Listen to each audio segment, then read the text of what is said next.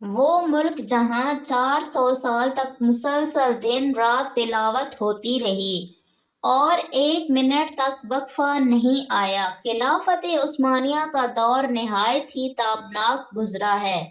عثمانی خلفاء کی اسلام سے محبت اور لگاؤ کے کئی تاریخی واقعات کتابوں میں آج بھی سنہری حروف میں مسلمانوں کی آنے والی نسلوں کے لیے روشن باب کا درجہ رکھتے ہیں۔ عثمانی خلفاء کی اسلام اور نبی کریم صلی اللہ علیہ وآلہ وسلم سے محبت کا اندازہ اس بات سے لگایا جا سکتا ہے کہ 10ویں صدی ہجری میں عثمانی خلیفہ سلطان سلیم جب خلافت کی مسند پر براجمان ہوئے تو وہ حضور صلی اللہ علیہ وآلہ وسلم سے منسوب تبرکات کو مصر سے استنبول لے آئے اور ان کو محفوظ بنانے کے ساتھ اس کمرے میں دن رات مسلسل تلاوت قرآن پاک کا اہتمام کیا، جو 4 صدیوں تک جاری رہی۔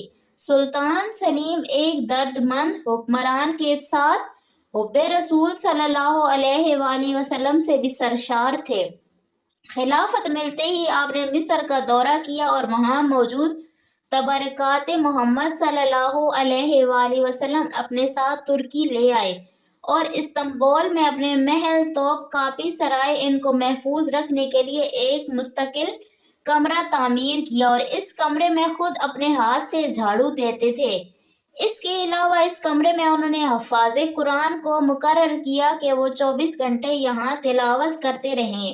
حفاظ کی ڈیوٹیاں مقرر تھیں اور ایک جماعت کا وقت ختم ہونے سے پہلے دوسری جماعت آ کر تلاوت شروع کر دیتی تھی۔ اس طرح یہ سلسلہ بعد کے خلفاء نے بھی جاری رکھا۔ اسی طرح دنیا میں شاید یہ واحد جگہ ہے جہاں 400 سال تک مسلسل تلاوت قرآن ہوتی رہی اور اس دوران ایک لمحے کے لیے بھی بند نہیں ہوئی۔